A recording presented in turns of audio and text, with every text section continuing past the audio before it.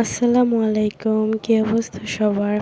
চলে এসেছি দাওয়াত ব্লগে। আমরা শুক্রবারে গিয়েছিলাম আমার ফুপিদের শ্বশুরবাড়ি বিক্রমপুর। এটা হচ্ছে মেট্রো রেল করবে, সেজন্য রাস্তাঘাট এমন বেহাল অবস্থা। তো যাই হোক, আমি প্রথম গিয়েছি, আমি আম্মু আমার ফ্যামিলি আর কি প্রথম গিয়েছি। আমার চাচুদের ফ্যামিলি আরেকবার গিয়েছিল। তো মাশাআল্লাহ বিক্রমপুরের রাস্তাগুলো অনেক সুন্দর। আসলে গ্রামের রাস্তাগুলো সুন্দরই হয়। মুন্সিগঞ্জের রাস্তাগুলা আমার বেশ পরিচিত, কারণ মুন্সিগঞ্জ আমার নানুদের বাসা। তো এইদিকে কখনো যাওয়া হয়নি, বিক্রমপুর ইসাপুর আর এদিকে। তো এই প্রথমবার গিয়েছি।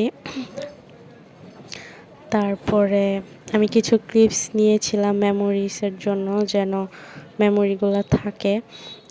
আর যাওয়া হবে কি হবে না তা তো বলা যায় না, যাওয়া হতেও পারে আবার নাও হতে পারে। ইনশাল্লাহ আল্লাহ যদি নেয় তাহলে যাওয়া হবে। তো আমি কিছু ক্লিপস নিয়ে নিলাম রাস্তাঘাটের। তারপর আমার ফুপিদের বাড়িরও ক্লিপস থাকবে।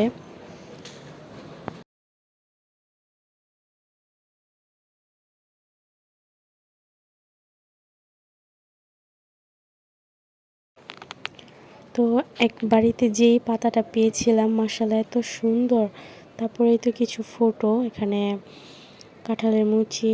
তো এটা হচ্ছে ফুপিদের বাড়ি। এই যত গাছ দেখছো এগুলো সব আমার ফুপাজি লাগিয়েছে।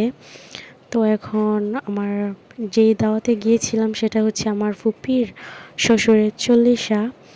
তো আমরা সবাই গিয়েছিলাম। তারপর এটা হচ্ছে ফুপিদের পুকুর। এখানে ফুপাজি আগে মাছ চাষ করতো মেবি। এগুলো যতগুলা গাছ দেখছো সব আকাশি গাছ। তো এই দেখো একটা মটকা পেয়েছি, এটা হচ্ছে বেল গাছ। ওই মটকাটাতে পানি রাখে, পানি ঠান্ডা থাকে এতে। তারপর রাস্তাঘাট এত সুন্দর ছিল, বাড়িটা অনেক সুন্দর মাশাল্লাহ। বাগানটা অনেক সুন্দর ছিল, কাঠ গাছের বাগান আর কি।